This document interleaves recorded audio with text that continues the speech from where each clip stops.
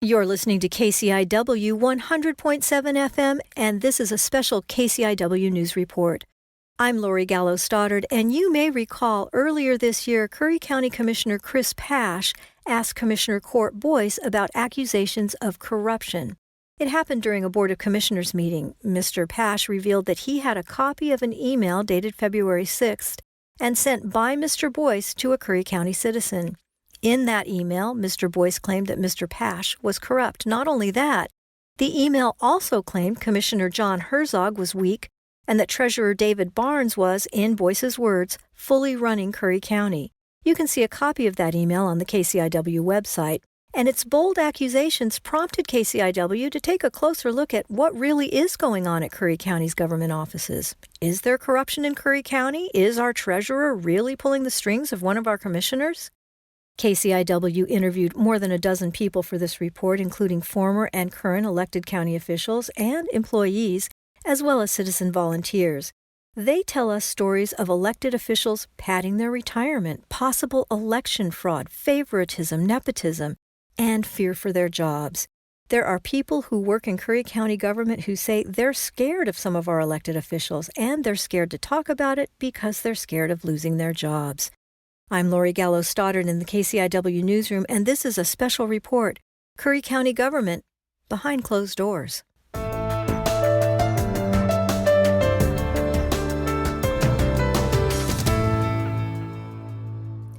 It's no secret Curry County has its share of problems. It's poor. 15 out of every 100 people here lives in poverty, and more than a third of its residents are over 65, which means a lot of the folks who live in Curry County depend on government assistance. Combine that with a dying salmon population, timber jobs disappearing, plus COVID, and it's easy to see that in Curry County, people are hurting. Jobs are hard to come by, and housing here has reached a crisis point. So even if you do have a job waiting for you in Curry County, you might not be able to find a place to live.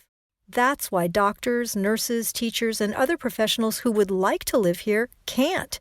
And something else to know. Curry County is ranked number 3 in the state when it comes to gun deaths. The suicide rate here is either the highest or among the highest in the state, depending on the study you look at. And what's more, the county's pretty much broke. Federal money Curry County used to get from timber sales has disappeared, so every penny matters to the Curry County coffers, and there are no extras. We are right now, the departments of Curry County are, I guess, you would call it mandated minimum services. That's Curry County Treasurer David Barnes. There's a list of services required by the state that to be performed by the county, and none of the departments are really operating above that. There's no luxury in the county, okay? There's no people doing things because they think it would be a good idea. Everybody is operating at a bare bones minimum right now. Our biggest issue is that we do not, since the loss of timber money, we do not have enough revenue to cover the expenses required to provide bare minimum services. That is our biggest issue. So how does the county make more money? What should we do? That is the job of the commissioners. And that's really the heart of the issue, because the Curry County Board of Commissioners has a hard time doing its job. Board of Commissioner meetings are legendary in the county, not only for their length, some last literally the entire day, but also for the public personal attacks and squabbling that are regularly on display. Now, all of this is not lost on the folks who pay attention, the people who volunteer for committees, the ones who show up at just about every scheduled meeting or workshop, or by the employees at the county. They all see very clearly the issues at Curry County government offices. There's control issues, power issues, puppeteering issues, bribing issues, harassment issues, threatening issues. That's former County Facilities and Maintenance Director Chet Brewer. It goes on and on and on. And the really sad part is we've lost a lot of good people just in the years I've been there because of this, the fear, the retaliation, the job, just anything they can to control the situation. They want the county to run the way they want it to run and how they think it should be ran by the people they think it should be ran by. The they Brewer is talking about involves elected officials, and if they don't like you, we're told they can make your life very difficult as a Curry County employee. It's caused an exodus of what many call good people, supervisors and managers who are leaving Curry County government. Finance Director Brad Ruckert was the latest to leave. He resigned from his position in early June. Also gone, County Administrator Clark Schroeder, Director of Operations Julie Schmelzer, and Director of County Emergency Operations Jeremy Dumeyer. Schmelzer resigned because of what she called ethics issues, and Dumeyer said in his resignation letter that he was leaving Curry County government because of, in his words, its toxic work environment. But none of that surprises Brian Grumman. When you have elected officials managing employees, it becomes a patronage system. Grumman knows what he's talking about. He spent much of his professional life taking struggling businesses and helping them to succeed. And he spent a lot of time at Curry County government offices, both as an observer and as a volunteer on multiple committees. So he's seen firsthand the problems there. And Grumman says the problems at the county all come down to what he calls a patronage system. You basically end up with employees that keep their jobs by doing personal favors or doing the bidding of the commissioners in a political way rather than in a job-related way. In other words, they pretty soon realize that they keep their jobs not by doing what's expected of them, but by making sure they don't irritate the commissioners. KCIW interviewed more than a dozen people for this report, former and current elected officials, as well as employees and citizens who spoke to us both on the record and as background. And we heard a lot about favoritism, nepotism, fear, reprisal, power, and control. It all adds up to what Brian Grumman calls a patronage system at the county. We're told Curry is run by a small group of people, some of them elected officials, all of whom are determined to keep their jobs and the status quo, with Curry County running exactly the way it has been for years, with them in control. Chet Brewer is the former Curry County Facilities and Maintenance Director. Brewer was electrocuted while working on a county project. He spent time in the hospital, ended up having multiple surgeries, but was refused workman's compensation. He has retained an attorney. Brewer knew he was going to be fired by the county and asked that it happen in a public meeting. He wanted his statement to the county recorded and noted that on his last employee evaluation, he exceeded expectations and did exceptional work. A written copy of that evaluation, as well as a copy of Brewer's statement, is available on the KCIW website. But we've been unable to find an audio or video recording of it, even though Brewer did ask that he be fired in a public meeting. But in the weeks before he left his position with Curry County, he spoke at length to KCIW about his experiences there. Do not cross Jim or Renee, or your career is short-lived. I was also told that stay away from court boys unless you need, something done or taken care of, or you're going to be willing to do a favor for a favor, because that's how court works. Court Boyce is a Curry County commissioner. Curry County Clerk Renee Colon is married to Curry's tax assessor, Jim Colon. Like when I first got there, I was even told, if the Colons want anything, you do it. If they ask for anything, you do it. You drop stop at everything they want. If court wants anything, even all the way down to using personal equipment of the county, you give it to him. If the county don't have it, offer your own if you have it. These are all verbal things, but that was what I was told by my supervisor and the other gentleman that I had worked with when I first started my time there. Brewer kept meticulous records and has documentations of his interactions with them and with others at the county. He says he was harassed constantly while working there because he was trying to implement policies and procedures. Brewer says he got pushback, was undermined and threatened, and claimed the pressure he was working under caused him to take 4 different stress-related medications. He says the pressure was multi-pronged and constant. Brewer says he was even accused of election fraud. Remember, Chet Brewer was an employee at the county. He literally was in the county clerk's office working on projects and knew the employees and the clerk personally. But both he and his wife Angel received notices from the state of Oregon claiming the signatures on their ballots didn't match. You can see copies of those notices on the KCIW website. Brewer says that was just the tip of the harassment iceberg he experienced at the county, and he's not alone. When former Director of Emergency Services Jeremy Dumeier chose to leave his position, he said it was because he was tired of being threatened. Dumeier claimed in his resignation letter that he quit because he was done being, in his words, harassed and shamed in his job by Commissioner Court Boyce. A copy of Dumeier's resignation is on the KCIW website. I can tell you that I have been subjected to malicious lies here, nonstop, for 5 years. And I'm just doing my job. That's Curry County Commissioner Court Boyce. He's a third-generation public servant. Court's grandfather was a judge and Curry County Commissioner, and his dad was sheriff during the 70s here. Court was elected without opposition to a second term on the board in 2020, but his tenure as a Curry County Commissioner has been controversial. While in office, he's been the target of an ethics investigation, has been censored by his fellow commissioners, sued by a private citizen, and by the County Board of Commissioners, and by the County Treasurer. You know, the people want us to get along, okay? They want us to be productive. How do you get along with commissioners when they sue you, when they censor you, when they investigate you? The list goes on and on and on, Lori. I have never done that to a commissioner here. I have dug down and done my job 6 days a week, not bragging, not complaining, but I have never sued anyone here. I have never investigated anyone here. I have never censored anyone here. That's true. Mr. Boyce hasn't sued or censured his fellow commissioners, but when and where there are conflicts at the county, more often than not, Commissioner Boyce is involved. I'm not looking to dig up dirt, Court. I genuinely am not. I have been told by 10 people, because you're the 11th person that I've talked to, 10 people that there are really major issues at the county, and it stems from 3 people, you, Jim, and Renee Colin.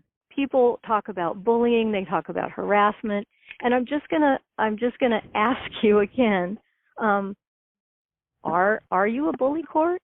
Do you harass people? Thank you for that question. I was raised to respect people. I've already mentioned that. So my record of all the years that I was in the visitor promotion business, all the years that I raised my family, all the employees that I've had over the years, you're not going to find anybody that says he's mean, he's disrespectful, he's a bully. You know, that's a tactic that they use when the bullies are the ones that are pointing the finger. And that is so common here. And I'd love to see you talk to other people here. And you're saying that you have 10 that say that that I'm narcissist, I'm a bully, that I've yelled. Okay, you said that twice now, correct? That is not what I have said. That is what others have said. Others, like former Curry County Building Inspector Richard Stauffer.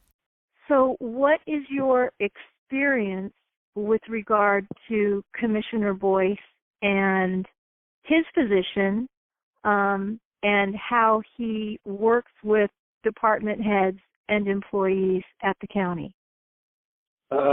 He creates an extremely toxic environment. He, in my experience with what I dealt with him undermining my department through negativity. He made it very difficult to do my job. Former Curry County Commissioner Sue Gold. Well, Commissioner Boyce spent quite a bit of time harassing me. In fact, it was to the point where I confronted him and said I am going to be keeping a log. Curry County Treasurer David Barnes. What's going on at the county, Dave? What do people need to know that's going on? Where's the problem? Who are the folks that are causing the problem? To put it in a nutshell, it centers around Commissioner Boyce. Okay, can you elaborate? He is, I've said this before, and I'll say it again. Court may have been a commissioner for 5 years now, but I don't think for even a minute that he has been a member of the Board of Commissioners. He's very self-serving, very self-centered, and he's not a team player. He's just all about court. I personally believe that Court Boyce is a narcissist. That's Curry County Commissioner Chris Pash. And he's a gaslighting narcissist in the worst way.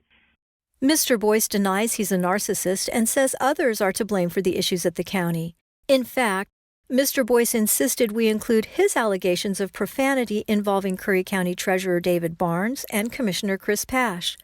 Boyce claims Treasurer Barnes used profanity while speaking to a female county employee and says Mr. Pash also used profanity while speaking to a female Department of Transportation worker. Treasurer Barnes is well known to be both salty and cantankerous in public meetings, but denies using profanity to his employee, and Pash apologized publicly for his rudeness.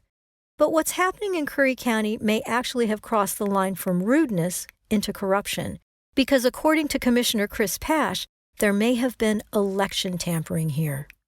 I actually believe that they tampered with an election, and I talked to the Department of Justice about it because what happened in that election, and I believe it was, I got to be careful with my words here.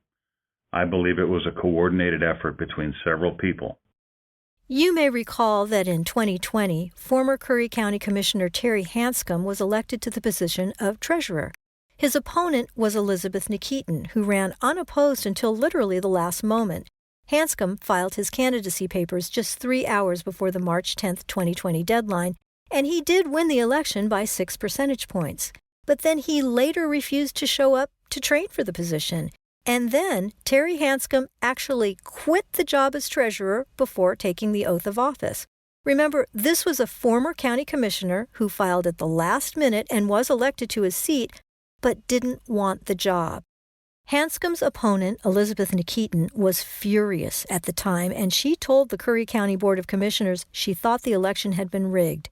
She named Jim Colon and Court Boyce as being part of the scheme to deny her the position of treasurer, and it's important to note that Elizabeth Nikitin asked for, but was not appointed to the job of Curry County treasurer after Hanscom resigned. The position was offered to 2 other people instead, and eventually David Barnes took the job. But even Barnes has questions about how the whole thing played out. Right. I believe that because of the way that Hanscom resigned, I'm not sure on this, but I believe that waiting till the moment that he did to resign, it precluded the job from automatically going to Nikitin. Okay, and I think this was all planned, but then they decided that they were going to interview for the position, for the treasurer's position. And I went in and interviewed, and so did Elizabeth and Douglas Baker, who they gave it to, and George Rhodes, I think, and somebody else. And it turned out they gave the position to Baker. He lasted 2 days, and he quit because he realized it was a lot of work also. Commissioner Chris Pash says Curry County's elected officials have a history of grooming and supporting candidates. I found it interesting because I got to see it full circle. When I was thinking about running for office the second time, which is this current election that I got elected to, I got a phone call one day, and it was from Renee, and she said, "I need to come up to your house and talk to you. Are you home?" And I said, "Yes." And 5 minutes later, she was at my house. And after that happened, and then she was asking me to run. After that, 3 or 4 phone calls within the next few weeks. "You're sure you're going to run? You're going to run." And then they came up. She came up to the house another time and talked to me. And then I met her at her office several times, and I met Jim a couple times in his office. And this was all before I even filed a run. And they were just kind of starting to lay groundwork with me on, "Oh, these are the problems in the county, and this is what needs to change." And oh my gosh, it's not saying you have to do this if you're elected. If you want me to support you, you got to do that. It wasn't that. It was just that subtle little way of saying, "Man, this is the problem, and you're the guy to fix this," kind of thing. Chris, And, doesn't it seem a little bit odd, or did it raise any red flags that the county clerk was the person who is in charge of elections was going out and recruiting candidates? Did that raise any red flags to you? Well, since now that I understand, I hate to say how things work around here, it raises a lot of red flags for me. Possible election fraud issues have also circulated about Mr. Boyce since he first took office. One in particular was that he did not live in Curry County when he was first elected, and that his wife was living in Medford. Mr. Boyce says he has an explanation and sent KCIW a document dated and signed May 6th of 2022 by several members of the Sweet family. They listed his residence as part-time in Agnes from 2005 to 2012 and full-time from 2012 to 2020.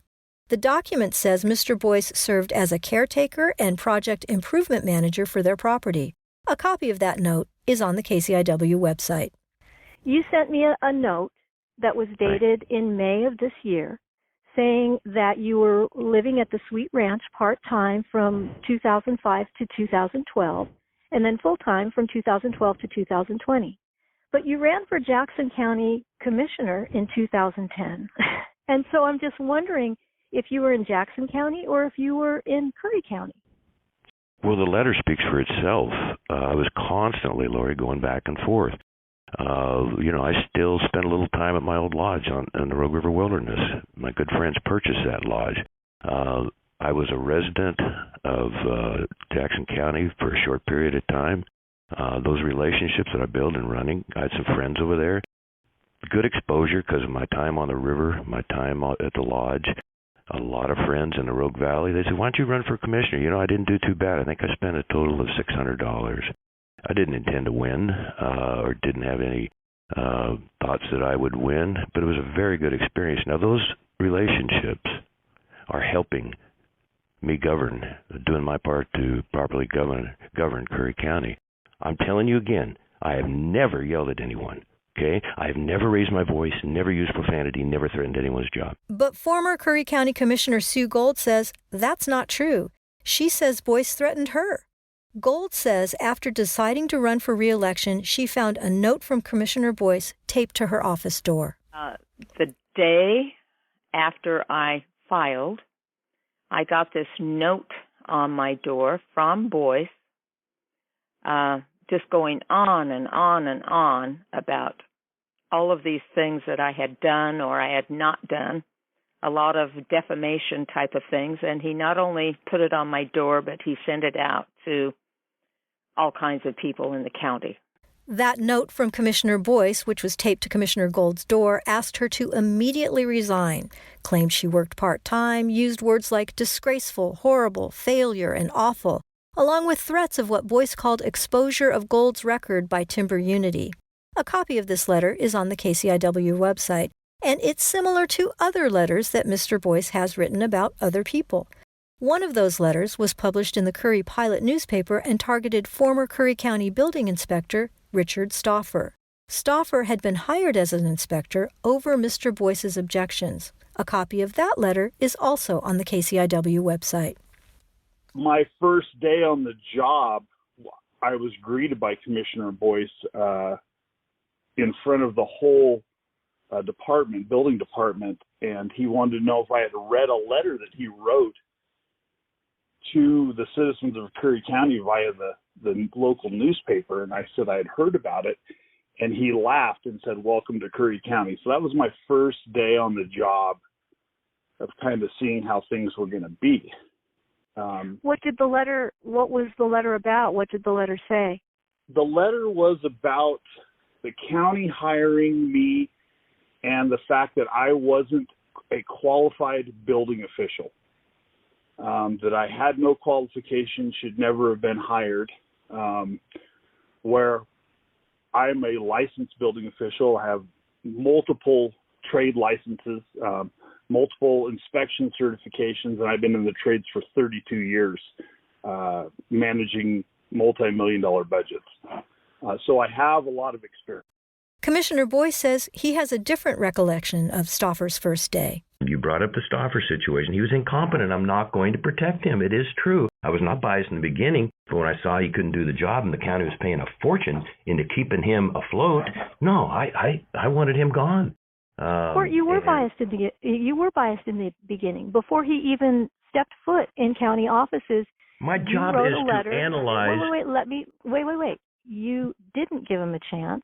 You were outvoted.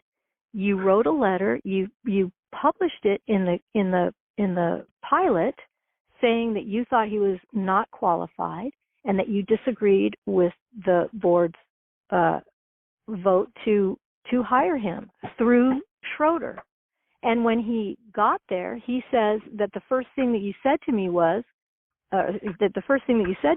did you see the paper, Welcome to Curry County? Which to me isn't a very welcoming thing to say. Completely false. I never had that kind of relationship with him. I never unwelcomed him or said anything terribly unprofessional and inappropriate like that. Never did that, okay? Why would you say that then? Because people lie all the time. That's the way it's done nowadays. Okay, they lie all the time. I have your letter about him that was dated in October 3rd, 2018, rehiring a new building official. Okay, so if he's incompetent and it's cost the county thousands of dollars, right? He hadn't even started yet. Because his resume didn't qualify him, and Schroeder knew that. Okay? But you were not the person hiring him.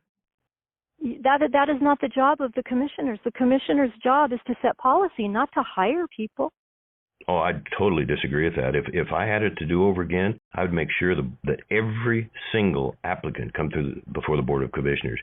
KCIW is told that desire to control all aspects of county government causes major problems. Because when Mr. Boyce says the board should approve all employees, we're told it undermines the authority of existing department heads and opens the door to nepotism, favoritism, and contributes to the culture of fear at the county, what Brian Grumman calls patronage. It is a really hard problem to fix because of this patronage kind of an environment that's been laid over the top. That all these people have learned what they have to do to keep their job. And what else are they going to do in the community? If you've got a good paying job, if you're assessor, or if you're clerk of court, what else are you going to do to get that kind of money? So you better find a way to do what you have to do to keep that job. It doesn't make it right. It's just what it is. Now, what really kind of teed me off, though, is here just before the two of them retire, they get huge raises. Raises in excess of what everybody else in the county is getting, so that they max out their PERS when they retire. Now, how does that happen? They can't get the raise themselves, so you have to have this system. I call it the patronage system that takes care of their own. So they both got taken care of just before they retire. Grumman is talking about the 13% and 14% raises that both Jim and Renee Colin got in 2021 and the 3% and 4% raises they received in 2022. So over the past 2 years, the Colin household increased its income by almost $29,000. Now, rumor has it both of the Colins are retiring soon, and both of them are vested in the public employee retirement system known as PERS. PERS benefits are calculated in part on your salary when you retire.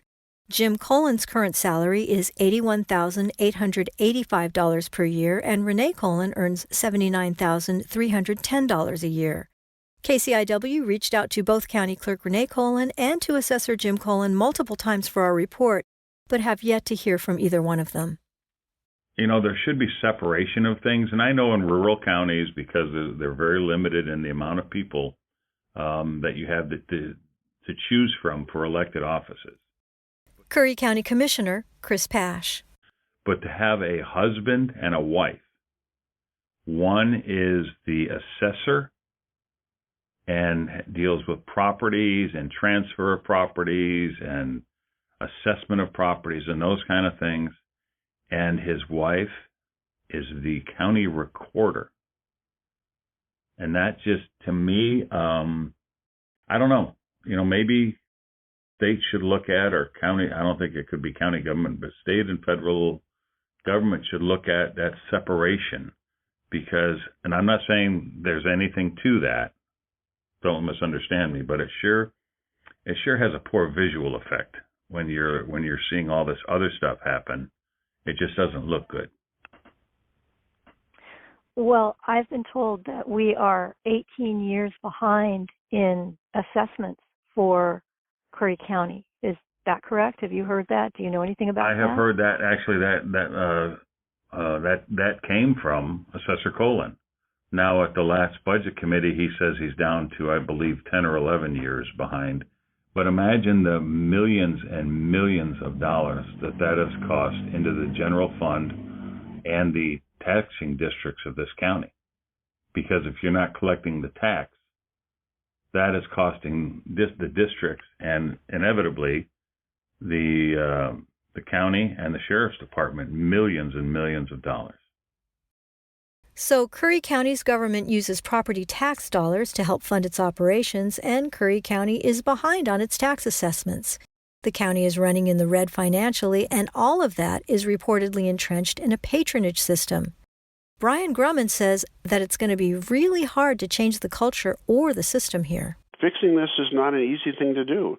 And of course, outsiders are going to be resented because everybody knows that it's basically a broken system, but they're afraid of how it's going to affect them if we fix it.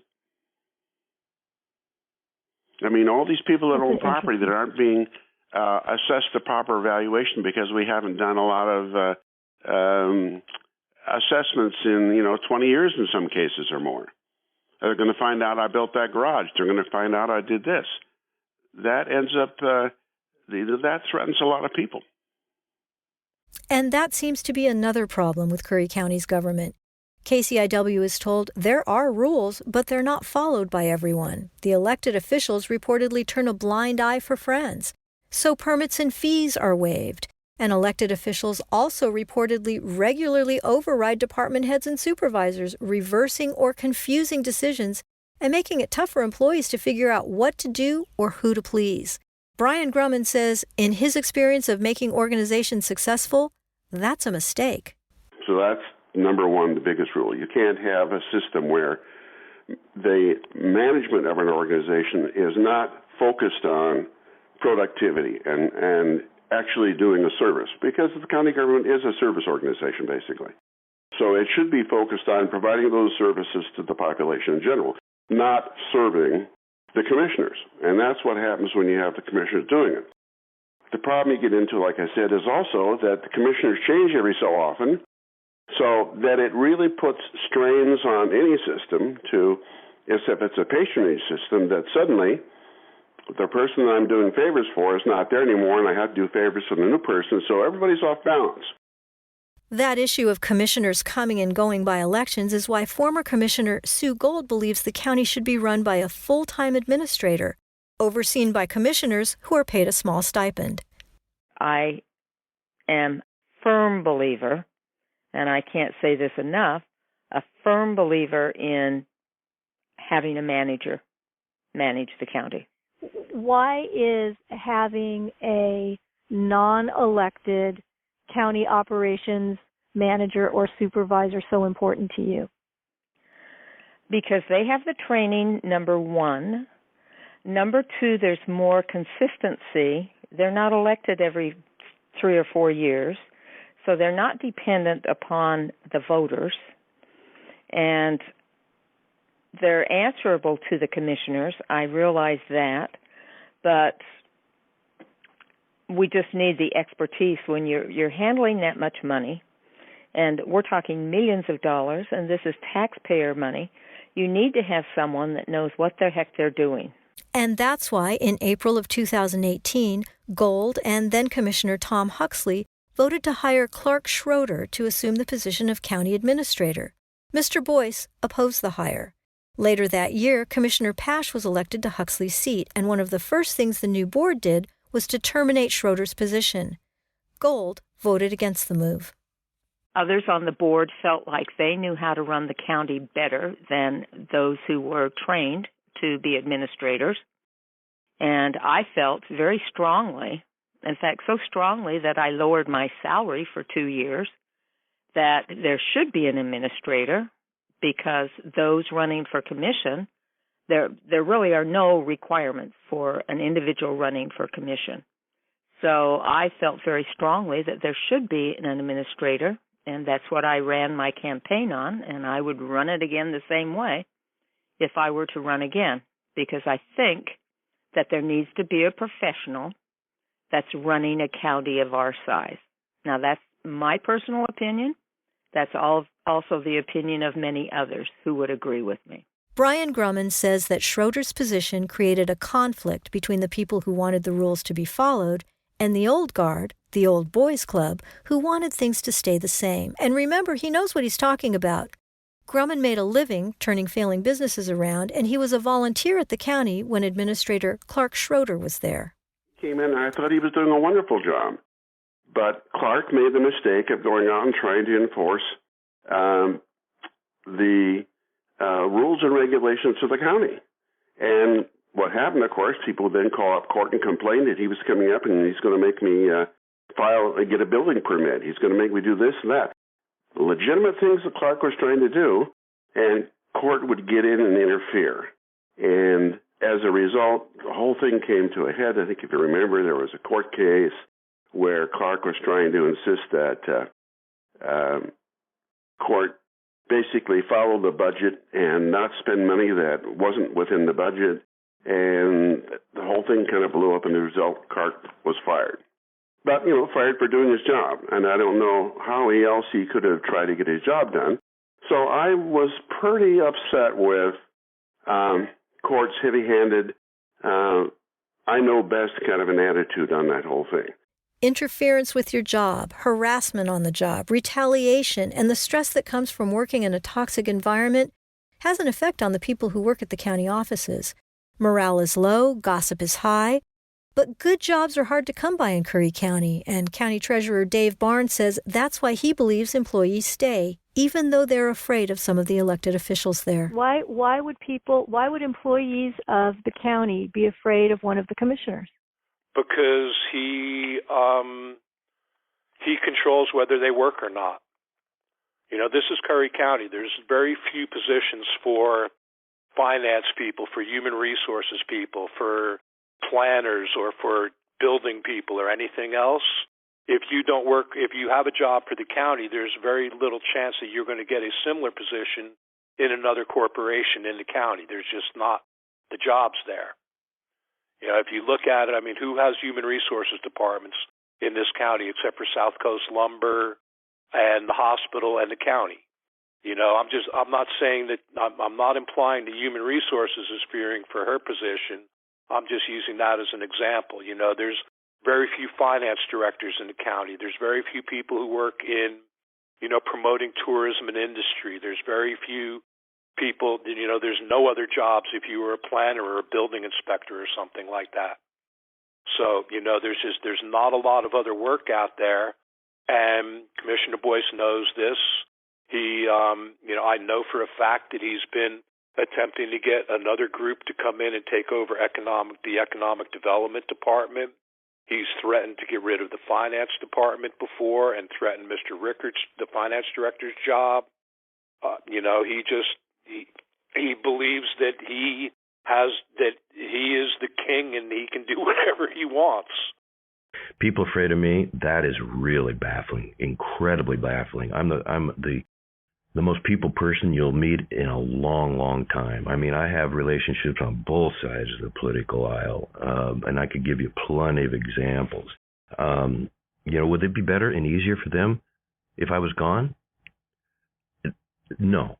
But in their minds, they probably think that. I'm fighting to keep their jobs. I'm fighting to manage this county well. I'm fighting to overcome this constant bickering and undermining. That I don't start these fights. But there are fights and personal attacks, and Curry County residents are suffering because of it. Treasurer Barnes says the county is in its last gasps financially and is operating at a deficit. There literally isn't enough money to pay its bills. So unsurprisingly, the county is looking at different ways to increase revenue. Treasurer Barnes is promoting a seasonal tax to take advantage of tourism dollars. And you may have heard something recently about ARP, the American Rescue Plan. Federal money that was designed to help small businesses stay open and counties like Curry to keep public workers on the job and paid. But on July 20th, 2022, Commissioners Court Boyce and John Herzog voted to spend $250,000 to buy county vehicles using ARP money. Commissioner Pash voted no, Treasurer Barnes called it a scheme, Brian Grumman is suspicious. But the problem is there's even more money that's going to be given to the county, and I just do not believe it's going to be well spent. I think it's going to be squandered, but that's well, fine. they just voted to spend $250,000 of ARP money to purchase vehicles for the county. Yep, which they will sell after they are fully depreciated at 6 months to county employees, or something like that. I mean, I'm exaggerating a bit, but the number of county vehicles that are obsolete or used up after a year of, or maybe as much as 2 years of service to county employees is extraordinary. You go back and look at those numbers. Can you tell me that again? Because I've never heard that. Tell me what you're saying again. Be very clear, What happens Brian. is they buy county vehicles, and after 1 or 2 years, they are found to be at the end of their useful life, and they're sold at a greatly reduced price to some county employee. And it's that kind of allegation that has many, including former Commissioner Sue Gold, talking about changing the way the Board of Commissioners works, expanding it to a 5-person board. She thinks that would eliminate some of what she calls the shenanigans that goes on at the county. I think a 5-member board would help tremendously with part-time commissioners. Maybe one full-time, but mostly part-time. Work it like the ports or the school board or whatever, get competent management in there.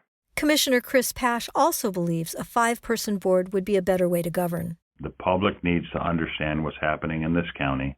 The reason I'm doing this interview is so the public can learn exactly what's happening in this county, and they are the people in charge to fix it. If they want to do a recall, if they want to change the way the county government is, I believe there should be 5 commissioners, not 3. I would love to see 5 commissioners. Either they're all work on a stipend, or 3 of them, as they are now, work for pay, and 2 of them are part-time that work for a stipend, but they all have an equal voice on the board, and they're all elected onto the board. And they'll say, well, that's been voted on and voted down. If people really understood the way this county was run, they wouldn't vote that down. And why wouldn't you want to have 5 voices to make decisions and not 3? The more broad your input is to meetings and decisions, the better decisions you'll have. So, well, one of the reasons to have a 5-member commission would be for public meeting laws. That's been something that has been brought up multiple times in the BOC meetings, is that there are limitations because there are 3 of you. Can you talk to me about what that has meant with regard to efficiencies at the county, getting things done?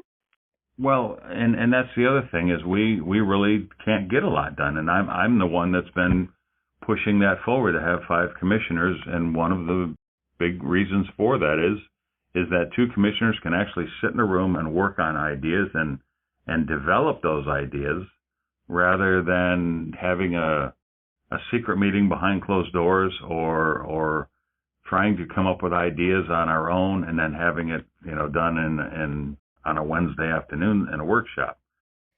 There are rumors of a ballot measure proposing a 5-member Board of Commissioners, and there are other behind-the-scenes issues that could get very public very soon. Curry County is reportedly on the radar of the American Civil Liberties Union. KCIW is told the ACLU is aware that Commissioner John Herzog regularly opens county meetings with Christian prayers and recently taunted those who chose not to participate in those prayers as, using his exact word here, crybabies. And again, all of this is taking place at a time where Curry County is becoming increasingly unable to take care of its own business.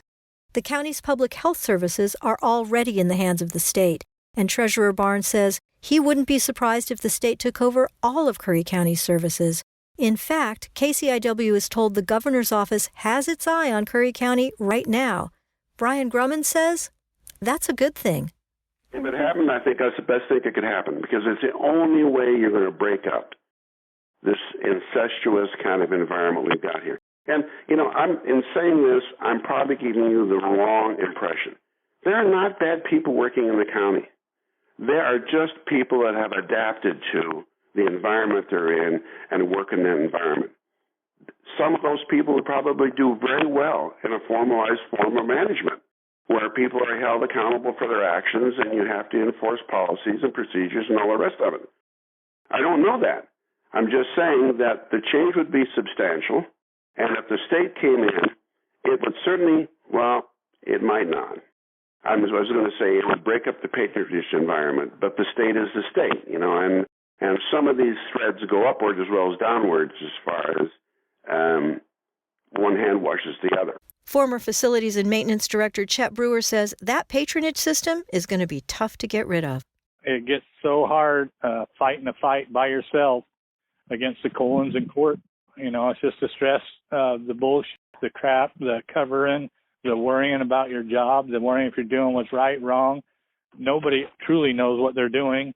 They skim by. I don't know. It's a sad state. It's a really sad state, and it seems like the voters of Curry County don't know. That's exactly right. If they only knew. I'm hoping that you're going to do all you can do to get this out, because the public needs to be made aware of what's happening in this county. The thing that bothers me most is that I don't think the people are being served. Well, I think that the citizens of Curry County live in probably the most beautiful place in Oregon. And there's a lot of good businesses and business owners there and citizens. And I would hope that they look at the situation in the commissioner's office over the last few years and realize that they need to ask more of their elected officials. The elected officials should be working for them, not for themselves, or not, it has to be a team effort. And it's a beautiful place, and they need to hold their elected officials accountable for their behavior. KCIW would like to thank everyone who contributed to this report. It's difficult to speak up, and it's even more difficult to speak truth to power. More than a dozen people spoke both on and off the record, and we appreciate their courage and their candor. You can find a copy of this report and accompanying documents on the KCIW website. That address is kciw.org. We encourage you to visit kciw.org and learn more about KCIW. We are an all-volunteer, nonprofit, 501c3 organization. KCIW depends on your contributions to keep us on the air, so donate early and donate often to KCIW. And if you're interested in volunteering, we're interested in you. There are lots of ways you can get involved, from your own show to scheduling, editing, and reporting. Always something going on at KCIW, and we'd love to have you join us. From all of us here at the KCIW station, thank you for listening, and thank you for your support. For KCIW News, I'm Lori Gallo Stoddard.